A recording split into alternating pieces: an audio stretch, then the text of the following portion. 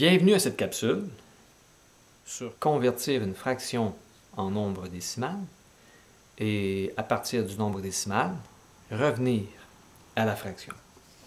Une fraction peut se transformer en nombre décimal et un nombre décimal peut se traduire en fraction. Prenons l'exemple suivant, 7 huitièmes. 7 huitièmes, 7 unités sur 8. Numérateur de 7, dénominateur de 8. Pour transformer cette fraction en nombre décimal, ou si vous voulez en nombre à virgule, la façon de procéder est fort simple. Vous n'avez qu'à diviser 7 par 8 et vous obtiendrez le nombre décimal. 7 divisé par 8. Donc, dans 7, 8 ne rentre pas. 0 fois 8, 0. Il me reste 7. Il n'y a pas de chiffre après le 7. C'est comme s'il y avait une virgule et des zéros. Je vais mettre un 0 et une virgule ici. Le premier 0 que je descends qui n'existe pas, je viens placer ma virgule.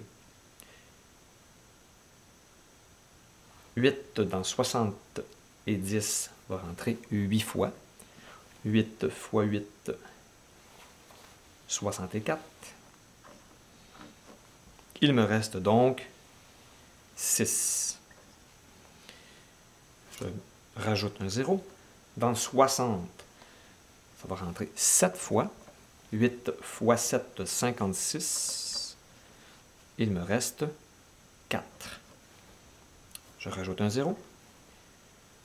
5 fois 8, 40. Et j'obtiens mon 0 final. Donc, 7 huitièmes.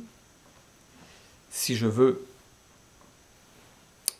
l'avoir en nombre décimaux, ou en nombre décimal plutôt, c'est 0,875. C'est identique. Les deux, c'est le même chiffre.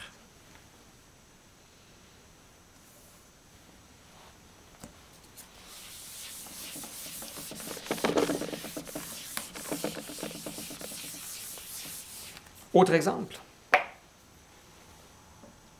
3 et 4 cinquièmes.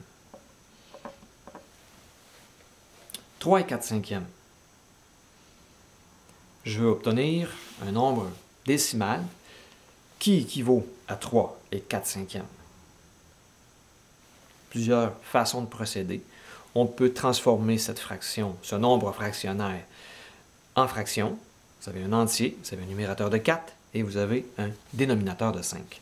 3 fois 5 plus 4, ce qui fait 19 cinquièmes.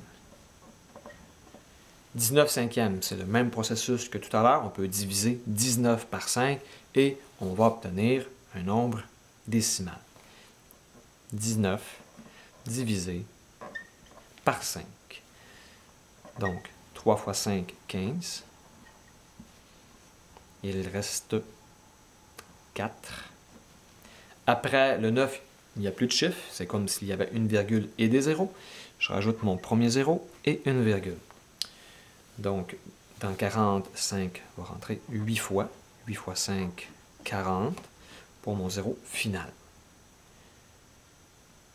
Donc, 3 et 4 cinquièmes, c'est la même chose que 3,8.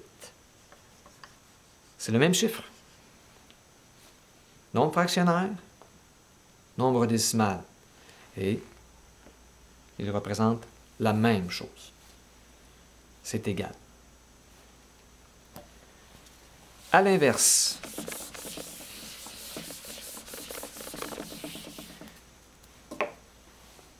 « 0,55. Si je devais obtenir une fraction à partir de 0,55, je regarde la position des chiffres. Mes unités, mes dixièmes, mes centièmes. Le dernier chiffre ici, c'est mes centièmes. Alors, la fraction sera sur 100. On regarde toujours le dernier chiffre et la position du dernier chiffre me donne le dénominateur. Centième, 100. Je n'ai qu'à prendre les chiffres après la virgule. 55 sur 100. C'est la même chose que 0,55. Je réduis par la suite la fraction en divisant par 5 le numérateur et le dénominateur pour obtenir 11 vingtièmes.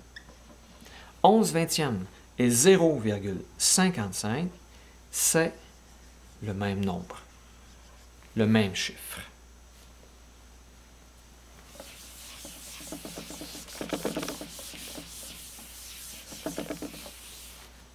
Autre exemple, 456,8. 456,8. Si je voulais avoir une fraction, j'ai l'entier 456. Lui, il peut rester comme ça. 456. La position du 8, c'est quoi? C'est des dixièmes. Je sais que le dénominateur sera donc de 10. C'est des dixièmes. Donc, le 8, je viens l'installer ici. 456 et 8 dixièmes. Je réduis ma fraction en divisant par 2. J'aurai donc la réponse de 456 unités et 4 cinquièmes, qui est la même chose que 456,8. C'est le même nombre, identique. Je termine avec un dernier exemple.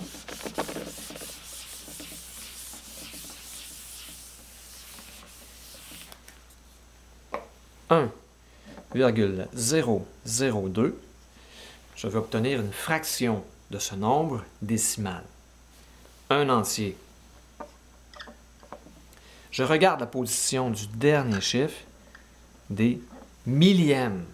Donc, des millièmes, je serai donc sur 1000. Je prends le chiffre après la virgule.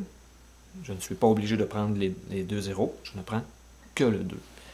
J'aurai donc un entier et 2 millièmes. On réduit notre fraction en divisant par 2, c'est deux nombres pairs. J'ai un entier et un 500e, qui est la même chose que 1,002. C'est le même nombre, le même chiffre. Je vous dis à une prochaine capsule. Bonne journée!